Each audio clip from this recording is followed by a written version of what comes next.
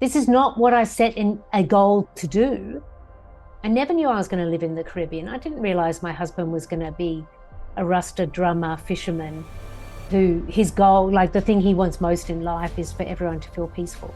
Like it was not on the vision board. But when I opened up to what's possible, what can this make possible? This is what it makes possible. This life that at the moment, I'm just like, oh yeah, I'm pretty happy about it.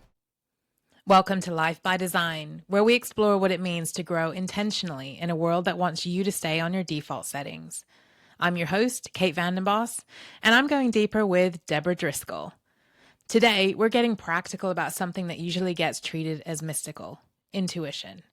Demystifying the common belief that it's only available to a special few, and diving in with why intuition is the very first sense for all of us. We discuss how intuition is a practical skill you can strengthen, and how small intuitive reps build real self-trust. This is a far-reaching conversation that's an invitation to stop outsourcing your decisions, engage with your own inner knowing, and become the heroine and leader of your own life. Something Deb D is a great living example of. As well as an author, speaker, and teacher, she's the founder of the Be Her Collective and creator of the Intuitive Heroine archetype. Her mission is to activate 1 million intuitive heroines worldwide. And after listening to this, you might be one of them. I'm really thrilled to have her here today. Let's dive in. Deb D, it's so good to have you here today. Welcome to Life by Design and this episode of Going Deeper. How are you? Excellent. Thank you, Kate. So pleased to be here. Tickled pink. Great. So this morning, one of the very first things that I read, what I thought would be perfect segue into our conversation today, it was an adaptation of a young Pablo quote, and it said, "They asked her, 'How do you guide yourself?' She answered, 'Close your eyes and you will find 3 guides that are always within you: your intuition, your values, and your nervous system.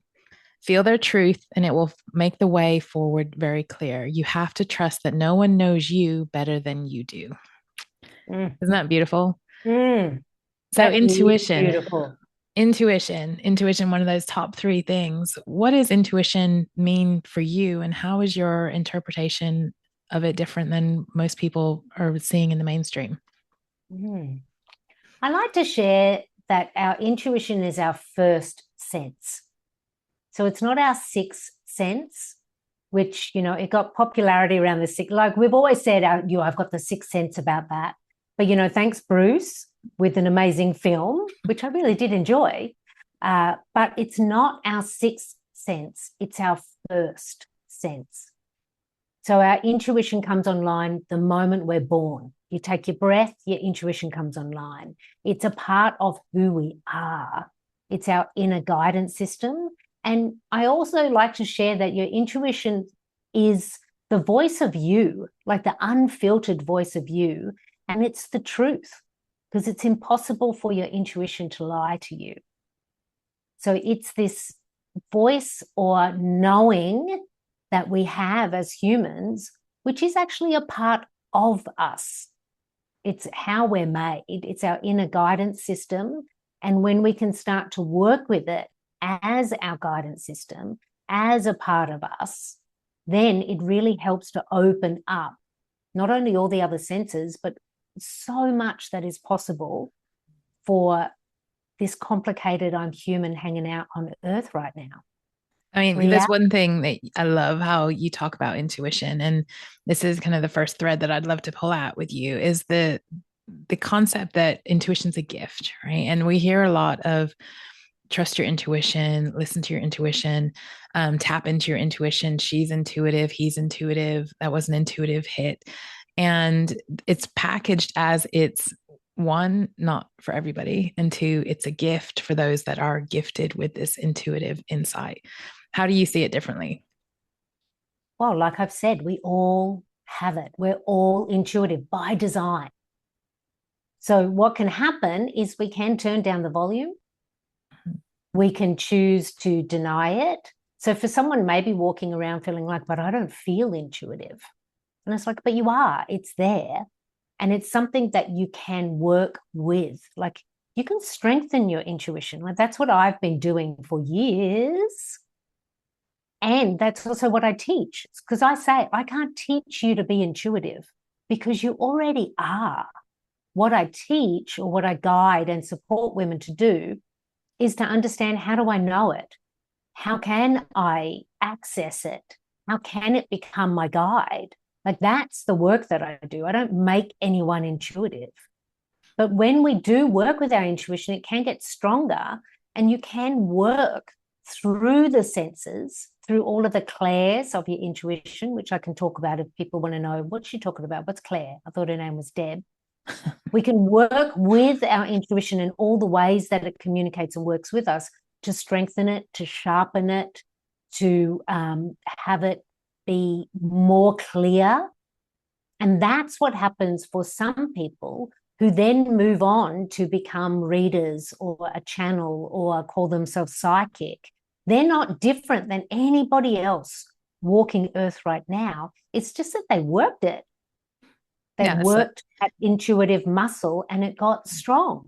They went to the gym of intuitive wisdom, right? And so it's a practical skill. It's what we're talking about. It's not a gift. It's actually a skill that anybody can develop if you actually pay attention to it and start to work it in the gym, right? Work it in the gym of life.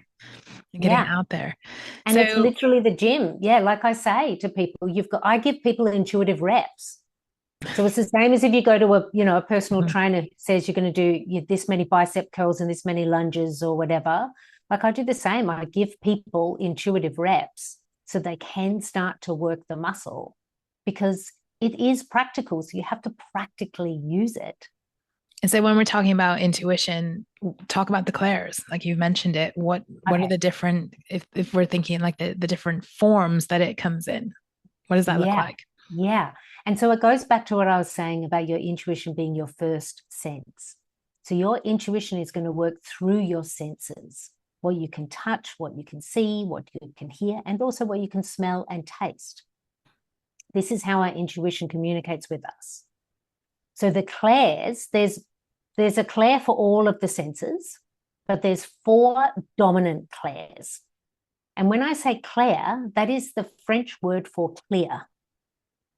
So it's about clear intuition. So there's clairvoyant, which most people know.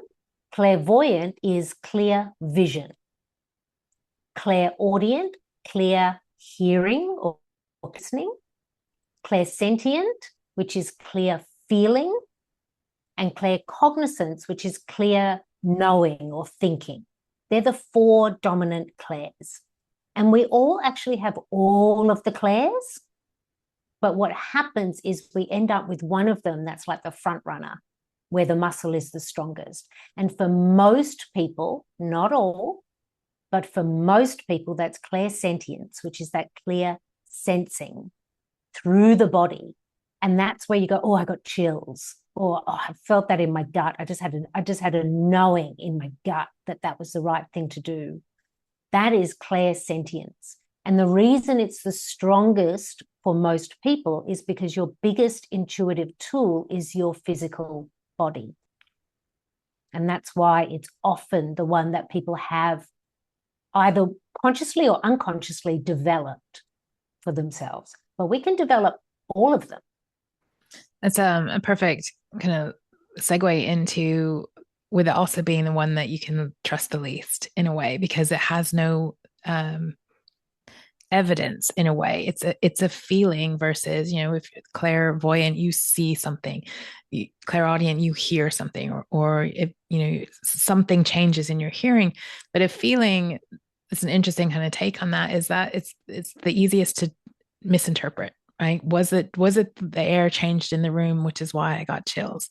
And, or was there something in my environment that changed that I'm misinterpreting in some way, because it has a very almost like lack of form in a way in terms of what that message is. Does that make sense? It does make sense. And what you're pointing to is also something that is so sad about our human experience these days, is so many people are disengaged from their body. we live up in the head and we need to have meaning making. We need to have evidence. We need to know for sure. And that has been one of the things that has blocked people from really listening and understanding their intuition. Because intuition is immediate. Like you get the chills, it's there. What happens next is the choice of the person. Do I want to just trust that and breathe into that and ask for more information or act accordingly? Or do I now want to kind of question that? Do I need more evidence? Do I need that to be 100% true for me before I can act upon it? And that's what's happened in our experience is we have become disengaged from what we cannot know to be absolutely true. Or verified externally. I think that's the other thing. The pause is waiting for, did somebody else hear that? Did somebody else see that? Did somebody, Exactly. if I tell you this, are you going to verify that it's the right thing? Which is Yes. another, I'm sure you've heard about a lot of this with the clients that you've worked with or just in general conversation is how do I know it's my intuition and not a fear response? Like if I'm being advised and nudged away from something, how do I know that I'm just not scared of taking the leap? And the vice versa is also true. And I have an opinion around this. I'm curious to see what yours is too, is that being encouraged to do something and knowing that you're being asked to do something and still not doing it. There's the push and the pull, which I think often our intuition can guide us in both directions. But what's your piece of advice for somebody who says, how do I know that that was my intuition talking to me and not something else? Yeah, first I want to say, like, this is why this can be something that you want to invest in, is because when you start to work with your intuition, what you get is you get trust. You start to trust yourself rather than outsourcing for somebody else to tell you that you're on the right path. And what happens for the women who I work with, one of the things that they naturally develop this trust, which also then builds confidence.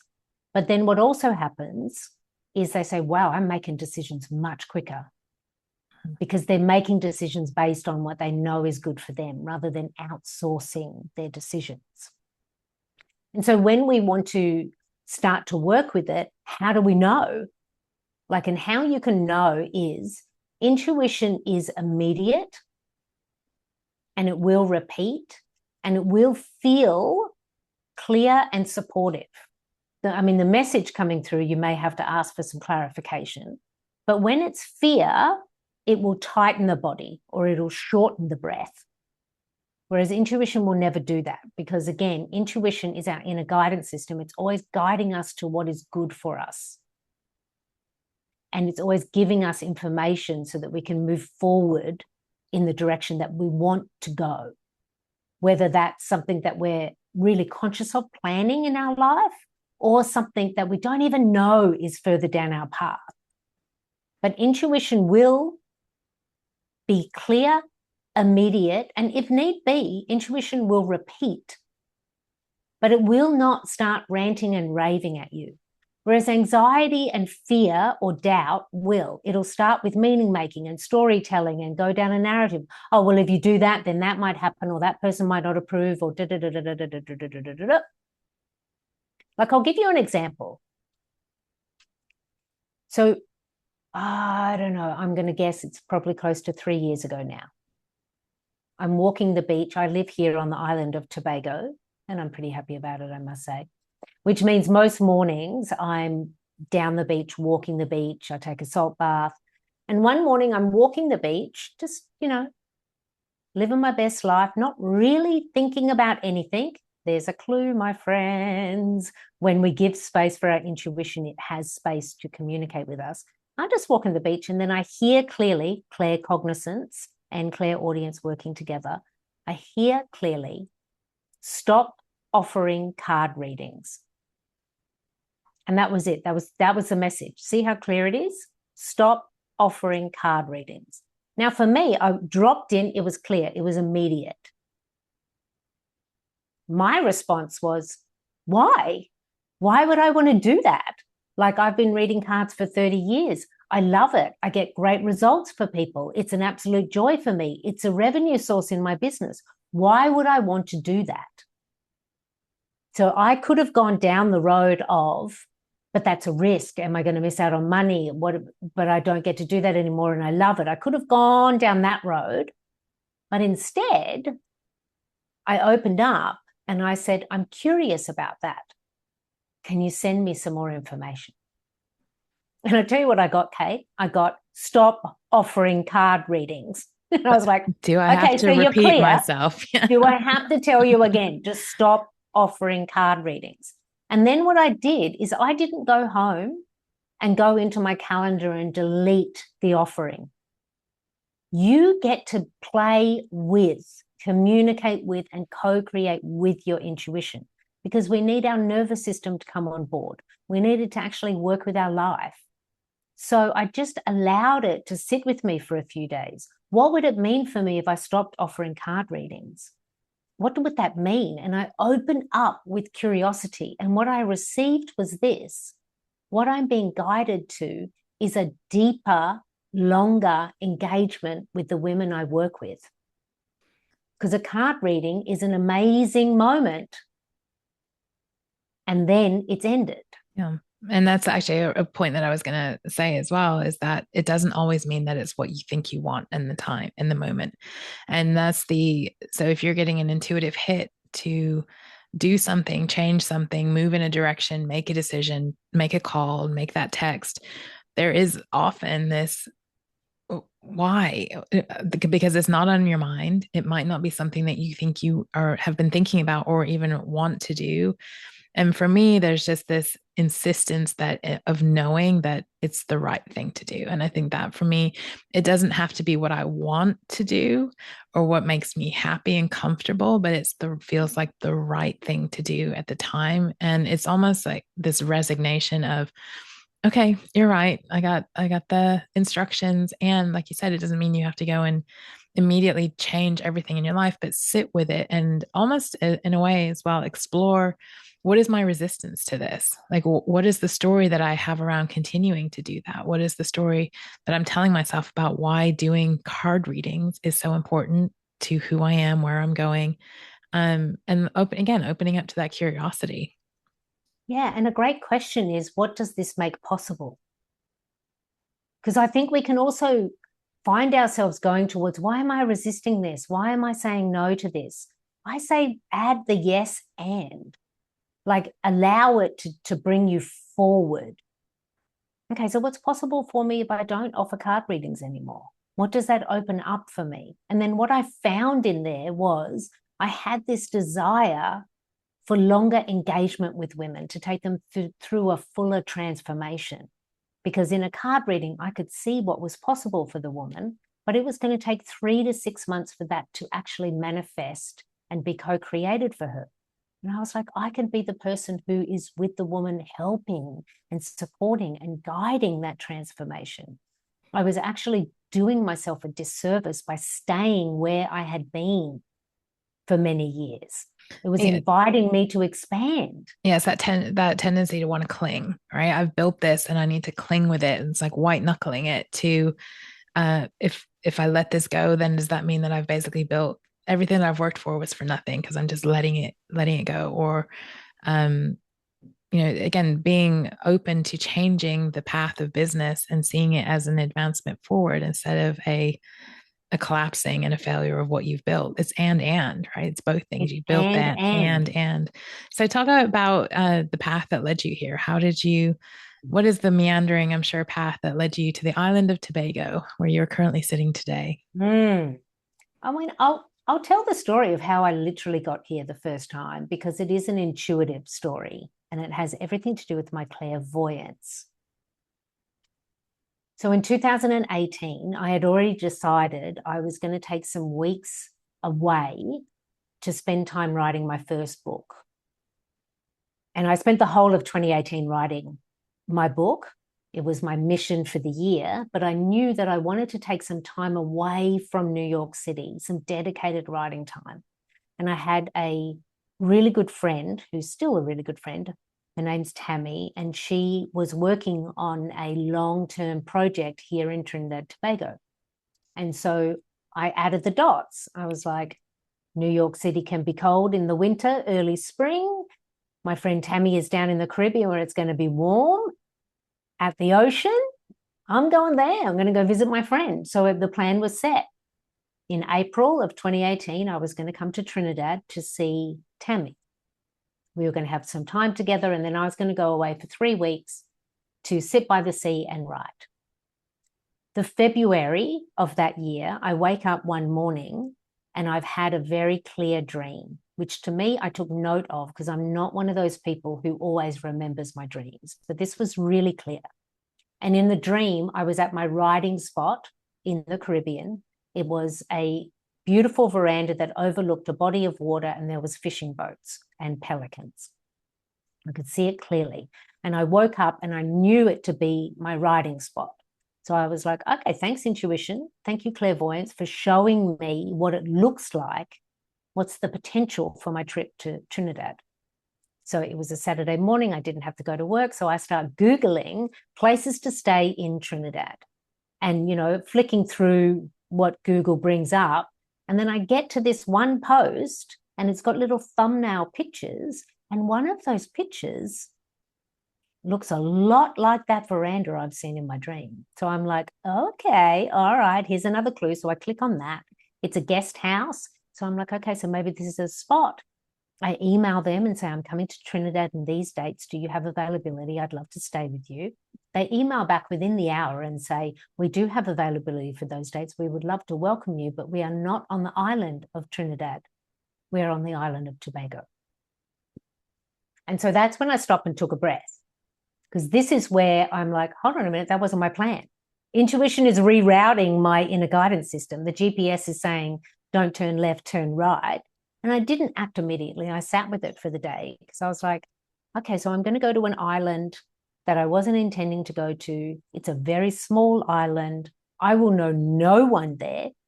At least in Trinidad, my friend Tammy was there, connected to people. And so I sat with it and I was like, is this the move I'm going to make? Yeah, it is. It is. Like, why would I not do that? The dream said, here's your writing spot. This is what it looks like.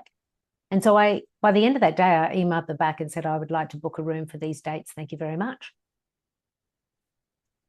When I arrived in April and walked into the guest house, down the stairs to the veranda, it felt like I was walking into the dream. It was really like beautifully bizarre, just like really quite amazing.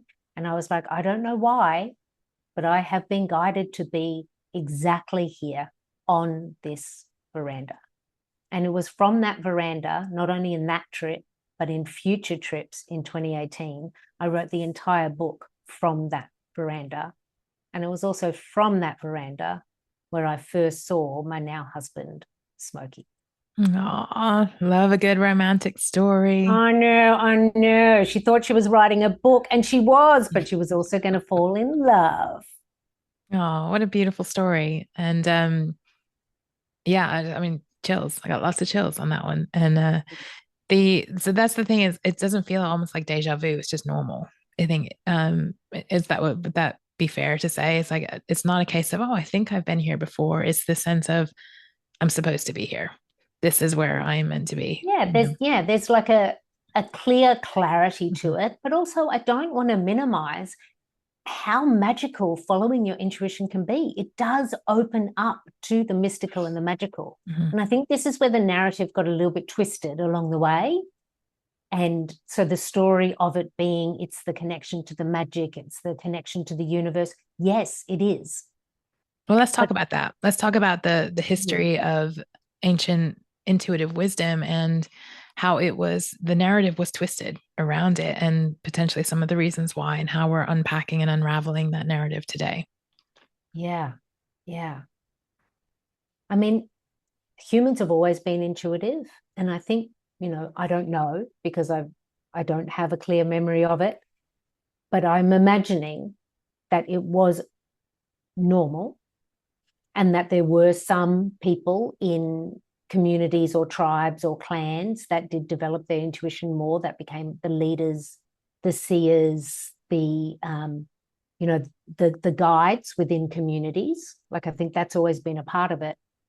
But really where the story twists is when we start to organize ourselves around men and organized religion, essentially. It's the patriarchy and the way we organize religion that really started to twist the tail for us. Because when we're following our intuition, we're also following our senses and nature and seasons, which is how we also organized our lives. And so summer solstice meant something. Winter solstice meant something. The changing of the seasons was celebrated. And it also, because when we're connected to nature and connected to our senses, that's what opens up our intuition. That's what helps us to access this inner guidance system. And like the same as for when I help women to be guided by the moon, like to have the moon as our calendar, to know that there's a time for rest and there's a time for shining and being out there. And so what ended up happening is those that wanted power, which was essentially men and organized religion, like the patriarchy and organized religion, noted that when a woman is connected to her inner guidance system, she doesn't need a power outside of herself. And it wasn't just about women, it was actually about all people, which is why, like, Christmas is Christmas because it was Yule. It was the time when they brought the trees inside and they built a big fire and they celebrated surviving the winter and bringing the greenery inside to remind them that the greenery is coming back. That was Yule. Yule got repurposed to become Christmas. That's the Ostara, for Easter. Yeah, yeah, exactly. It's like it's all just been a retelling of the original stories. And in the retelling of those stories, women become decentralized as leaders. They are no longer leaders. And if they do have connection to that intuitive wisdom or that inner guidance system or a power or leadership, then that then became dangerous to those that wanted power. So it then turned into they must be the villain in the story. And we became vilified. But That's it wasn't the magic and the occult came into it, that whole sense of, yeah. And again, this part of what we're talking about now is unpacking it back to its practical magic versus its woo-woo, occult, mystical, non-attainable, dangerous, all of the things that have been wrapped, the witch hunts, right? That's where that comes from. It isn't just the magic per se, as in the seeing. It was the herbs, it was the medicines, it was the aromatherapy, it was the natural midwifery, it was everything that was actually all wrapped up into, because you think all of those things have been outlawed at some point, right? And or ostracized from our society. So is that, in your opinion, what we're coming back from and recovering from in this revolution today? Yeah, yes, and I think there's also another narrative in that from the past, which is a guide for us now. Is it wasn't only about those that were using the herbs or were able to support a woman giving birth. Like, that's classic in the woman's story of power and intuition. It was more than that. It was, if a woman can be self-sovereign, she doesn't need the man, she doesn't need the church, she doesn't need the government. And so what they now know is that most of the women who were tortured and murdered in the witch trials across Europe and the United States, they weren't the herbalist and the midwife. The majority of the women were landowners. If you owned land, you had leadership. If you owned land, you could produce either animal or grain. You could be self-sovereign if you own land. So if a man or a church cast you as a witch and you go to trial, which nobody won, like nobody won those trials. No. It was a farce. But whoever accused you, they were the one who got what you had. So if a government or a man or a priest said you are a witch and put you at trial, when you are damned as that witch, they get your land. So it wasn't only unspecified rules and regulations. Yeah. It's the way they found to, again, take away this self-sovereignty of, I can trust myself. I can be guided by what I know is good for me, because they didn't want that. They wanted all of the leadership for themselves, to be at the top of the mountain on the throne, which meant they had to dethrone all of us and take all of our power away. And that's why it's this, only some had it, like only the witches had it, only some women had it. Like, that's how the story starts to get twisted. But it's not just about the amazing abilities that we can harness and leverage as humans when we're tuned into ourselves, our senses, our intuitive wisdom, and the world, the natural world. It's not only about that, it's about women's leadership. Which, talk more about that, because that's the central spine of your work, the heroine and the gentle revolution. And so talking again, how did all of this work come together for you? The way the work came together for me is, I think, the way a lot of entrepreneurial or change maker work happens, which is it came to life through me first. So for my backstory is, I was the 3-year-old who told my spirit friends to go away because they were getting me into trouble, and I wanted to be a good girl. I grew up in a Catholic family, deeply connected to the Catholic community. No one told me I was wrong, but I could feel the adults around me a little bit freaked out when I would tell them what was going to happen the next day. And then that came true. And for me, again, it was natural because I hadn't turned down the volume. It was just my intuitive knowing. So I just told the adults around me what I thought everyone knew as a 3-year-old. And then I picked up pretty quick, this is weird for them. Am I weird? And so I told my spirit friends to go away. And that's my story, but that's really our collective story of women feeling like either the witch, the weirdo, or the woo-woo lady who lives in one realm, can't be trusted, never the leader. And so I spent, most of my life until 19 completely disengaged from my intuition. And then at 19, I was shuffling a deck of tarot cards and I shuffled myself back together again. And my intuition came back online, and it felt like this massive coming home, because it wasn't just about the tarot cards. It was like this realm of understanding humans through our patterns and our stories and our knowing of self was so natural to me. So it came online. What a beautiful image of the cards. They just shuffling me just back, falling into place. Just that would have falling been an intuitive hit to even pick up that deck. That again, because even just you think from the divination tools is the association. And I know we're in a very different world, even from 10 years ago today, the association of a tarot deck or an oracle card deck or a moon journal or the almanac, the farmer's almanac. There's a lot less vitriol in a way associating with it, and kind of fear around it in a way. There's more of an acceptance, but it's still considered different in a way. It instead of it being an extension tool of our own intuition, it's a secret, right? There's still the amount of people that come out of the woo-woo closet. They're like, oh, I go to a psychic. It's absolutely. Yeah. And, what I always love to share is that's a tool. The tarot card doesn't have the magic. You are the magic. It's helping you to see that. It's giving you a reflection. It's giving you a way to understand it.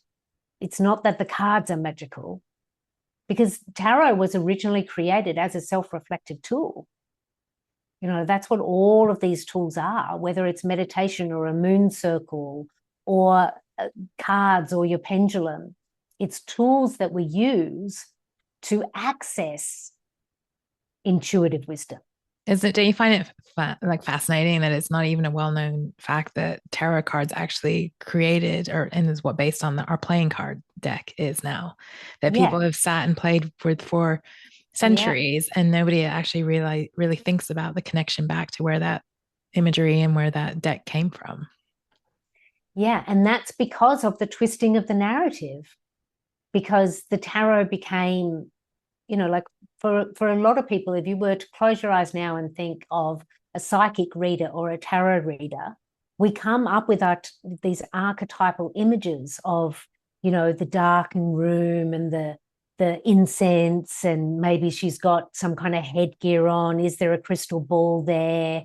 It's all like there's a particular image that we have with it, which is why a huge part of my work right now is letting people know clearly that's a narrative. And what we're up to right now is we're creating new narratives for not only women, but for us all. Like, I work with women, but I believe it's for all of us. And in this new narrative, your intuition is not this mystical or magical thing. It's a part of you. And when you access it, you have all parts of you online. And it's going to help you make decisions. It's going to help you navigate life. It's going to help you actually get what you want, because it's going to guide you towards getting it. Like, it's a leadership skill that can be learned and leveraged. And in the new narrative, leaders are intelligent and intuitive. So it's about reclaiming it as it simply is. And then if you want, because I do it often, if you want, go out into the magic realm and play. Explore what it would mean to connect to an angel or a guide or, your soul family. If that's your desire, go on outside and play. But for all of us, our intuition is a natural skill that we have, which enriches your life. Yeah, I 100% agree. Why now? Why, in your opinion, is your work so? Because there's like this energy around it. You're working on your next book now, and which I'd love for you to talk to us about. Is like, why now? Like, what is this almost urgency around getting this information, this change of view, this change of the story, the narrative out in the hands of what you like to call your visionary change maker women? Why now? What's so important? Yeah. So there's two story threads here, and I'll see if I can weave them together. One is like my personal story with like, why now? Why am I doing this work now? Why am I now the founder of the Be Her Collective? But there's also our collective narrative. So I'll go to the collective narrative first. So we are now in the age of Aquarius. And so the age of Aquarius has been coming for a while. We've been singing about it for a while. There's musicals. People have been talking about it, wanting it to come on in. And what the age of Aquarius is essentially a way that the collective societies and all of us humans currently here are kind of organized, and how we're navigated, what we're creating together. Now, that's the age of Aquarius that we're in right now. The age of Aquarius is innovation, forward thinking, and it's more geared towards the power to the people and community engagement. So that's what we're starting to see across the world right now, is people don't want to be following the guru anymore. People want to be following people who are more like them, the guide who's by their side. People are wanting to say, no, I'm not going to give my money to the big corporations anymore without asking any questions. Why can we not have more power in the hands of more people? This is also why more people are actually open to understanding more of themselves, how we organize ourselves. And it's like the age of Aquarius is really new. We're right in the early stages of it. So the age before, the age of Pisces, it's still having like its final call, right? It's still ebbing away. And one of the key aspects of the thematic threads of the age of Pisces was follow the leader, which is why we followed the priest, which is why we followed the leader, whether it's in an organization or a community or a country, which is why we also followed all of the gurus and the influences. And an age lasts for about 2,000 years. So hello, Jesus Christ, Buddha, Allah, like all of them. And I believe that they are amazing spiritual teachers. I don't want to take anything away from them as teachers. But what we did in the age of Aquarius is we gave all of the power to the leader. And now that's shifting to the power to the people, and also organizing ourselves to create a different future. So we really are creating a new era right now. So I say it often to the women who I work with in my community, or whether I'm working one-on-one with a woman in her leadership, we are the seed planters of the new era. We are planting now what will grow for generations and generations. And so this is why the work I do now has come into this clear focus around it's not just about reclaiming intuitive wisdom. It's also for women about returning to heroine status in her story, her life, and her leadership. Because when we are in heroine status, which doesn't mean suddenly I've got to wear a cape and I'm on a mission, I'm going to save the world. It means you're the main character in your life and your story. It means we have self-sovereignty. It means we know who the fuck we are. We're informed and guided by our intuition. Our intellect is online, and we are making decisions for ourselves that lead our story forward. And one of the things that is being asked of now of women is no more fighting for your place. It's time to claim it, because we need the balance point of feminine leadership now. The age of Aquarius is asking for it.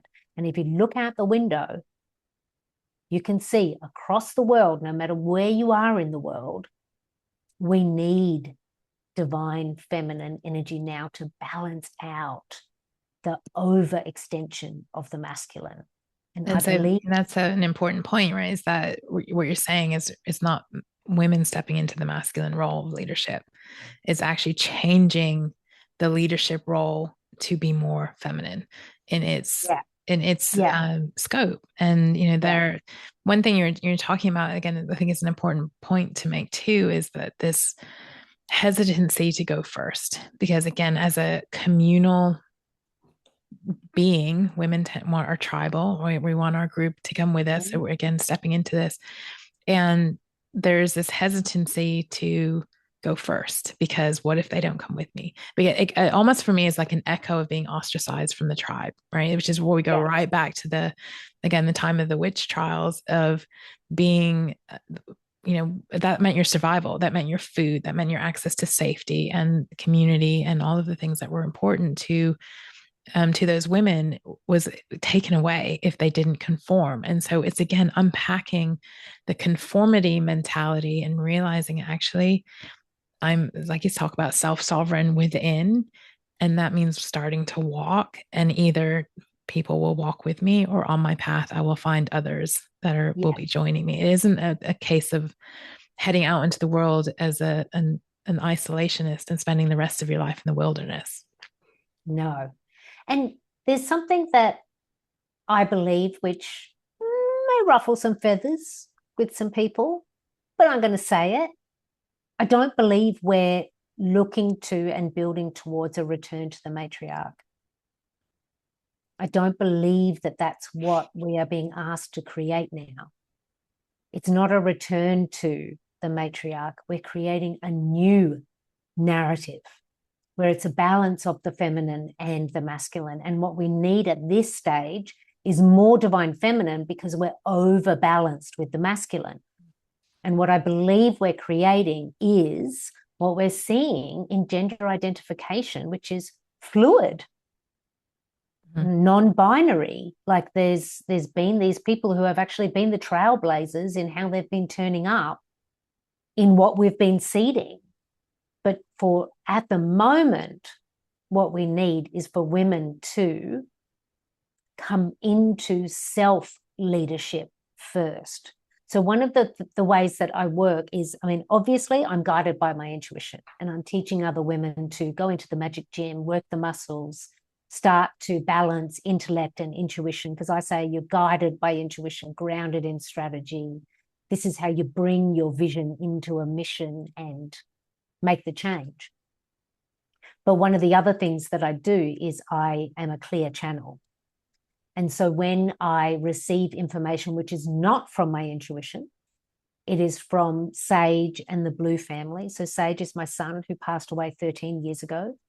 And after he passed, he said to me through a healing that I had with an intuitive woman, a healer I used to see in Australia, Sage said to me through this healing, "I'm okay, Mum, I'm with my Blue family." And at the time, me and Helen, the healer, we were like, who's the Blue family? We got no idea. But now I know the Blue family is the collective of souls that Sage hangs out with. He's become one with the Blue family. And so I am a clear and present channel for Sage and the Blue family.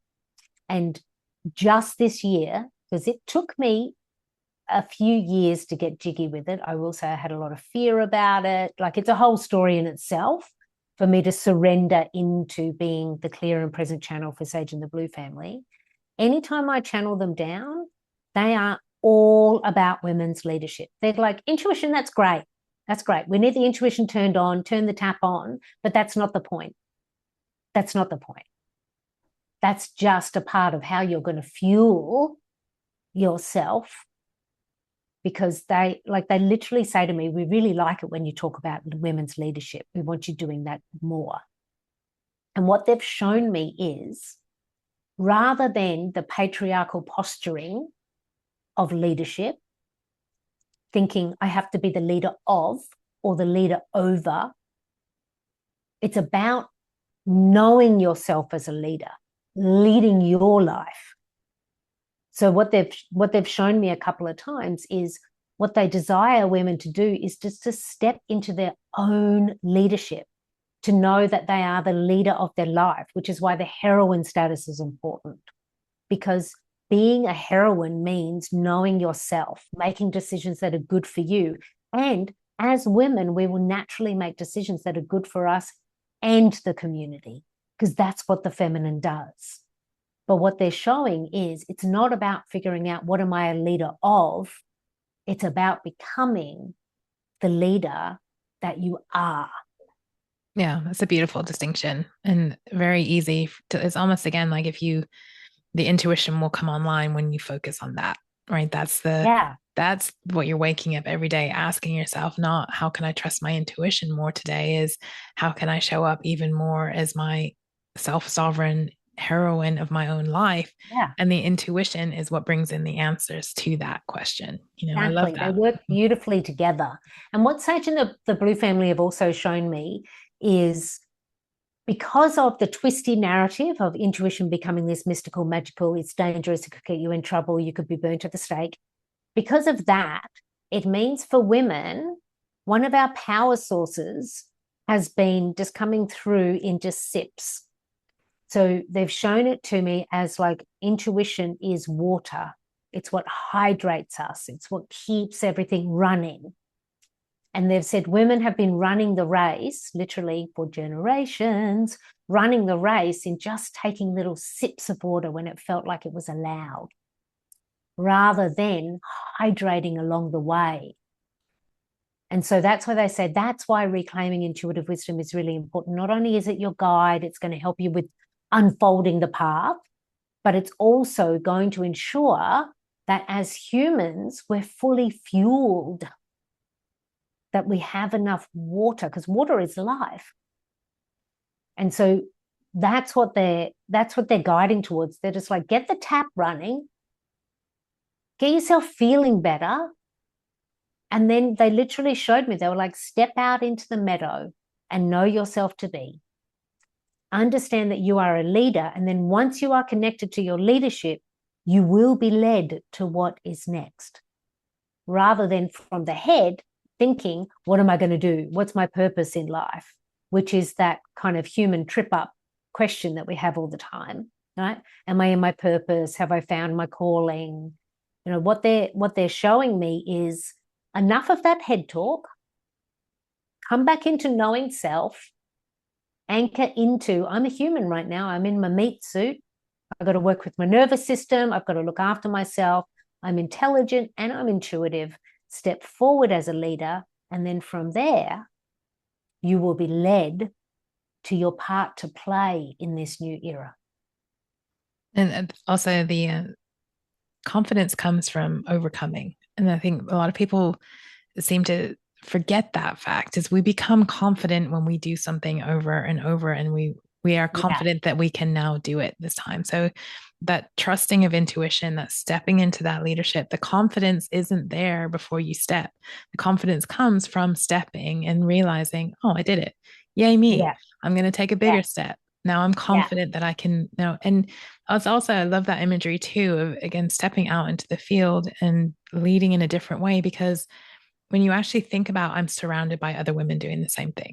There is a field of leaders. So there isn't a leader like we're talking about. There is women in leadership of their life in collaboration over competition, right? We talk a lot about this now as the new narrative is moving into an age of collaboration.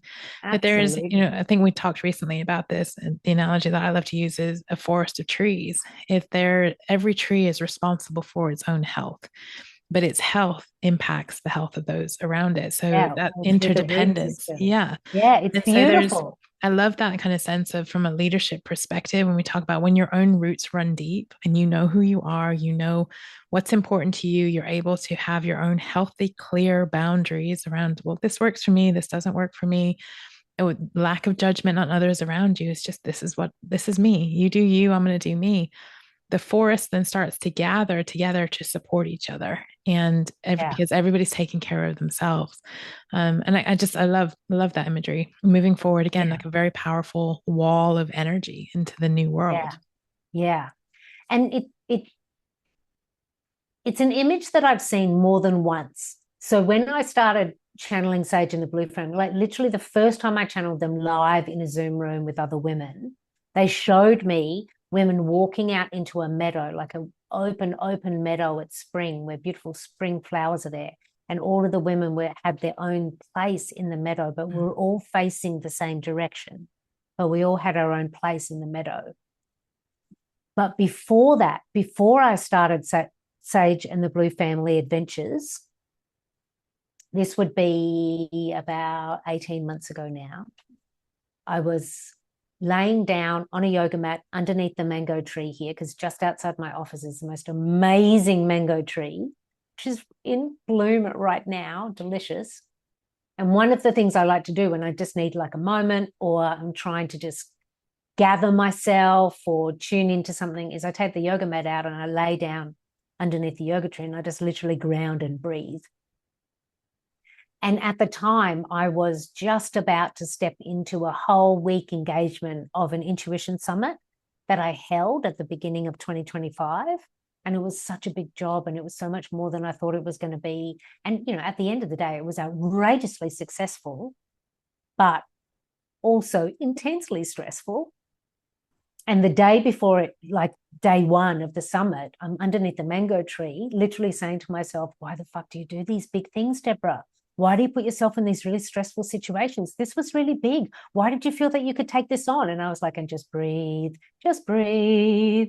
And as I was there breathing, what my intuition showed me is, by inviting women back into their intuition and remembering who the fuck we are and grounding back into that, what we're doing is we're anchoring into the earth beams of like light and energy and power back through the bodies of women. And so it was a different image. It wasn't the meadow. It was, I literally saw like a wide expansive space, and all of these women standing there in their own spot, but just all of this energy and light coming down through women and grounding into Mother Earth to seed the energy we need for this new narrative in this new era. And I was like, all right, thanks, Mango Tree and intuitive wisdom. I needed that. I needed to see, why am I doing this big work? It's that practical element again, and bringing that intuition to earth. I mean, it was exactly how we started this conversation around it being a practical, something you do every day, something that you start to incorporate into your everyday life. And again, putting those grounded roots down, again, is being one thing, often meditation, woo-woo land, but bringing that back down into everyday life is what we're genuinely here to be doing. It's taking that intuitive wisdom and putting it down back into each other's hands, but also into the hands of the generations to come afterwards. So what are 3 things, if this conversation's been resonating with somebody listening right now, what 3 things would you ask them to do right away to start this journey forward and to start developing this confidence in this new way of being? Yeah. There's ways that you can start to play. So the first thing I invite is, don't take it too seriously, because that just creates tension and static. I invite play and curiosity. So one of the first things I invite people to do is open up your senses. Like if you're sitting in a subway car, or if you're sitting at a park watching your kid play on a play date, or you're in the grocery line, you can literally take a minute to do it and just scan. What can I smell? What can I hear? What does it feel like here? What can I see? And so you're just waking up the senses, because that's how your intuition is communicating with you, through your senses. So we want to wake up the senses, get out of the head, back into the body, and back into wherever you are. There's a smell, there's a taste, there's a sound, and it looks away. And, then you can play deeper into the senses. Like if I look beyond the whole tree, can I see the bark? Can I see the leaves? Can I see texture? So play with your senses. It will make you feel like you've got more energy. It'll bring you alive. Things get a little bit more exciting, and you get some more sense, like edges of joy easily when we bring our senses back online. Because mostly in this crazy town world on Earth right now, we have become desensitized as a protective move, because it's all a bit too much. So choose places that feel good, like out in nature, or even just in your bedroom at home or in your backyard. Open up the senses. Then the next thing you want to do once you've played with the senses is, because we need to satisfy the human, because we're all human, get evidence. Literally become the person who is gathering evidence. And you are going to mine for that evidence in your experience. What is a time in your life where you had a knowing or some guidance, and you either followed it or you didn't? And what happened next? Because once you start to look for it, you'll realize that you have been guided often. Guided often. So we want to do that. It helps to build evidence, because our human way of being needs evidence to feel a little bit more secure in the playground of intuition. So senses, evidence, and then the next thing is start to play. Invite your intuition to make some simple choices for you. What color shirt am I going to wear today? What do I want to eat, the chicken or the tofu? And rather than thinking what the answer is, just breathe. And, oh, it's chicken. I'm going to eat the chicken. And then once you get chicken, say thank you. Don't question it anymore. Eat the chicken. So you just start to work with your intuition in inviting it to guide you, but not in the big life endeavors. It's about tofu or chicken, the black shirt or the red shirt. Like you just start with simple decisions, and then it feels fun, because you realize that that chicken tasted really good and I look great in this black shirt today. I'm loving it. So you can start to understand that you can trust it. Because the thing that we want to do is we want to say yes and then act upon it. We want to move away from the questioning. It's you play with the journey too. And we always, the intuitive quest of either getting in the car or just a big city, just walk. And with no outcome or agenda, every decision point is just ask, do I go left or right here?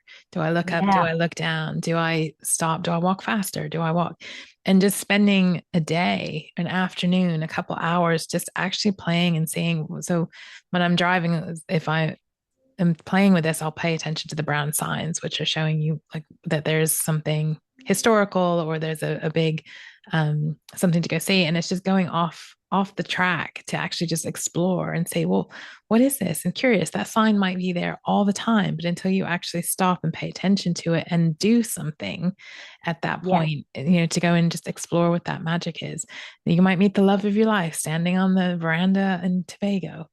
It was actually reminding me, there was one key point. Actually, this happened twice. I don't often hear words. And I have a more of the knowing and feeling for sure. But there has been key points, and there was one that just flashed into my mind. I was on a roundabout outside Oxford, driving from Northampton down to Oxford. And if you know the roads in the UK, the roundabouts are pretty big and have a lot of lorries are on semis on them. And there is a traffic light, and there's very distinct rules. Again, if you know how to drive in the UK, roundabouts have very distinct rules. And I went to pull away from the light went green. I went to pull away and I heard very clearly, stop. I got traffic behind me, cars behind me. And I stopped. It was almost so fast that I stopped. And the lorry that was supposed to be going straight cut right across the front of my car. And if I had, because he was from European, didn't know the rules of the roundabout, didn't know that he was obliged to go straight, actually literally cut right across the front of my car. And if I had driven, I would have been in the side of that lorry. So, and again, there's another time where it was just move or brake or for no reason, change. I think it was change lane, and the car in front of me tire blew and they spun off the road. And so those are like very quick, don't question it, act and go. And obviously extreme examples of that. But there's, even the journey to where I'm sitting today. If I do the pinball machine backwards, every decision was me saying yes to something that didn't quite make sense at the time. But it's like, yeah, okay, well, I'm open to seeing where this goes. It feels right. I don't know what's going to happen, but let's trust. And again, trusting, confidence, taking the action, that reinforcement of the confidence that actually, you know what? Even what feels like a detour is going to actually lead me to the path that I'm walking on, even if I don't know what that looks like right now. I don't know. And often we won't know. When we're on an intuitively guided path, we're not given every step. We're given the next step and maybe the step after that. Like it unfolds. And the whole time we've got free will, whether we take the step or not, whether we take the step today or whether we want to breathe into it and maybe do it tomorrow. And one of the key things, actually, is, again, interesting, the biggest changes, having started a lot of this work, I was in the world of personal development, goal setting, and the 5-year plan. And it was all, when you sit down with a coaching client, it was, well, what's your plan? What's your plan for the year? Let's break it down. What's your 5-year plan? And now if somebody asks me, well, where are you going to be in 5 years? I'm like, I don't know. I don't know where I'm going to be in 6 months. Right now, I know I'm moving in 3 months. I don't know what's happening after that. And I'm okay with that. Instead of beating myself up around, well, I don't have my 5-year plan.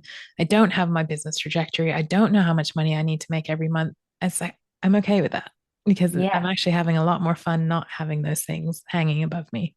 Yeah, because then you're open to the expansion and the possibility and the things that we're not expecting.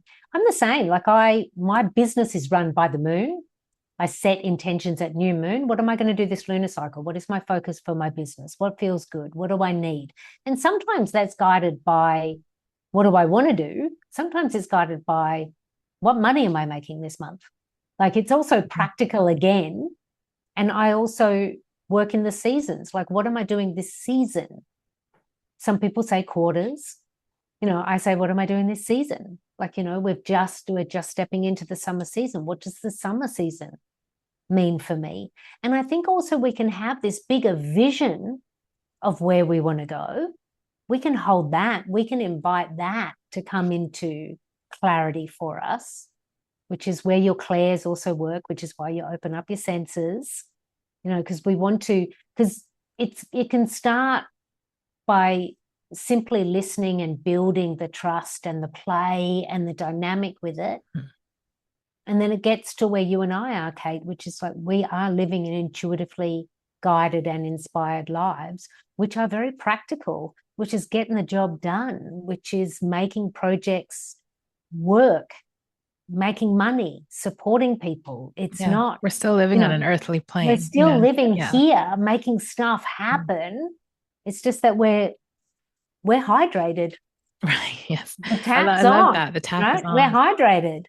One of the things that, again, to pull on that point, when I'm setting intentions with clients for their beginning of their growth cycle, that's again what we talk about. It isn't a case of setting, all right, this is how much those are goals. Remember the old fashioned goals. This is how much, this is by when, and it's very tunnel visioned. When we set intentions, what I'm saying and suggesting to them is it's something to grow towards. It's a destination to put your sat nav to. If you have detours along the way, it's going to keep redirecting you. But at the end of the year, when you look back, you're always where you are meant to be. You have always grown in the direction that you were meant to grow in, regardless of what you actually achieved versus what you put in the ground at the start of the year. It's something to aim towards. It's something to have your attention towards. It's not something to get or gain or accumulate. It's not having more stuff. It's who you've become and how you've grown at the end of the year. Yeah, that's another thing that's changing, I believe, for all of us, is understanding it's more about who we're becoming and who we are, not so much what we do or what we've achieved. So that's being rewritten in the narrative too. Yeah, I love that. And not being embarrassed to say, you know what, I changed my mind. Remember, it's like when we were younger, it was one career, at 16, we were deciding what we were going to do for the rest of our lives. And it's like, this doesn't sit with me. But it used to be a little, embarrassing. It's like, yeah, I went a different direction. I changed my mind because that's what I was intuitively called for. And when I actually look back at all of the careers that I've had, they've all led me to being able to do the work that I do today and beyond. And it wouldn't be possible if I hadn't have gathered all of that experience and brought all that wealth of knowledge. And again, hindsight is 2020 all the time. And so that's the trusting is now almost like looking back and seeing how many times and where in your life did you do something that meant taking that leap of faith, leaning into that intuitive hit. And how did it turn out? And that's that evidence gathering that you're talking about. Look at, I did this, I did this, I did this. And once you realize that and you're consciously aware of that, that's your evidence that you have the confidence to do this again and do it again and again and again. Yeah. Yeah. And once you start working with it and you build that muscle, your intuition will share more with you. The adventures, the vision, it will get bigger, it will get broader, it will get sparklier, because you'll know more of who you are and you're saying yes to that. And so it all opens up from there. Like I say, like living deep in the Caribbean, married to a Rasta fisherman, writing books and working with women in leadership. Like that wasn't on the vision board, Kate. This is not what I set in a goal to do. I never knew I was going to live in the Caribbean. I didn't realize my husband was going to be a Rasta drummer fisherman who his goal, like the thing he wants most in life, is for everyone to feel peaceful. Like it was not on the vision board. But when I opened up to what's possible, what can this make possible? This is what it makes possible. This life that at the moment I'm just like, oh yeah, I'm pretty happy about it. I like living on an island where it's mostly sunny and I go to the beach each day. And my husband reminds me to calm the fuck down often. Like this working for me. Yeah, but it wasn't, I could have never set the goal to do that. Exactly, because you were limited by your own imagination. And that's again, the remembering that is you only know what you know right now. So you're working with that and plus, you're getting a sense of how you want to be feeling the next day, the next week, so leaning into that and being surprised by the magic that allows that to happen, because it's so much greater than I wouldn't have met my husband if I hadn't have intuitively said yes to a job offer here in Austin and that I'm now married, in 10 years later. So there's the, and even where the things didn't go the way as planned, or it was a little uncomfortable or bump, if you actually really are honest with yourself, look what it bumped you into next, and then the path Yeah. that put you on next. Yeah. And so again, if right now you're feeling like life isn't necessarily going your way, is actually leaning into it, going, okay, how can I grow through this? Because the quicker you grow through it, you're out the other side and you're on to the next pinball movement of your journey. Resisting it and staying where you are and staying stuck and not leaning into what's available for you to grow into is you're delaying the inevitable, because you're going to get there eventually. It's just you could be there a lot faster if you get Yeah. out of your own way. Yeah. You choose how you're going to take the ride, Mhm. you know? Love it. And So, sometimes your intuition is going to guide you what to let go of, not mhm, what to go for, mhm, but what you mhm. need to let go of. People, places, Yep. things, Moving away from, saying moving no away to from. things. Yeah. Yeah. It's not always Or saying yes. It's what we talked about. no. Like there's a sense of actually knowing when to say no, knowing when to Yeah. let go, knowing when like this is enough. This relationship has ended. This place has ended. This business has ended. It was its thing. It had its life. And now I'm going to move forward. Again, friendships that people have had for since they were children that they're still holding on to because that's part of their identity. Well, that's holding you back in an identity that is wanting to go forward. And maybe they'll come with you. If you start walking, maybe they won't, Yeah. you know. I love this. So somebody who wants to know more about themselves, you got a quiz. Is it the intuitive? Tell me, it's Yes. called the intuitive archetype. Is that right? The quiz? It's the intuitive heroine archetype quiz. Such fun. So when you take the quiz, which takes about 3 minutes of your life, it is going to reveal to you your intuitive heroine archetype. So the intuitive heroine is a woman who has reclaimed her intuitive wisdom, remembers who the fuck she is, and is returning to heroine status. But the intuitive heroine archetypes is leading you towards which Claire is dominant. So it helps you to unlock what Claire is already the front runner for you. So you get a sense of, like, I'll give you a little clue. If you're clairaudient, you're the messenger. Your archetype is I'm the messenger. But then more than that, once you take the quiz, you then receive from me more guidance. I turn up in your inbox a couple of times to share with you video series I have, ways to start working with the four Claires. So it's like it's your free pass into the magic gym to start working with your intuition. And the first thing that you get is you understand yourself as an intuitive woman. What Claire is my front dominant Claire? And then you can just start to play there. I love it. I'm going to put all those details in the show notes below, along with other ways that you can connect with Deb D and see the work that she's doing. We'll be excitedly waiting for your new book to come out, and we'll keep us posted on all of those news. As always, it's a pleasure. Thank you for Thank you, spending some Kate. time with us today and Yeah. sharing all of your intuitive wisdom. We'll talk again soon. Thank you.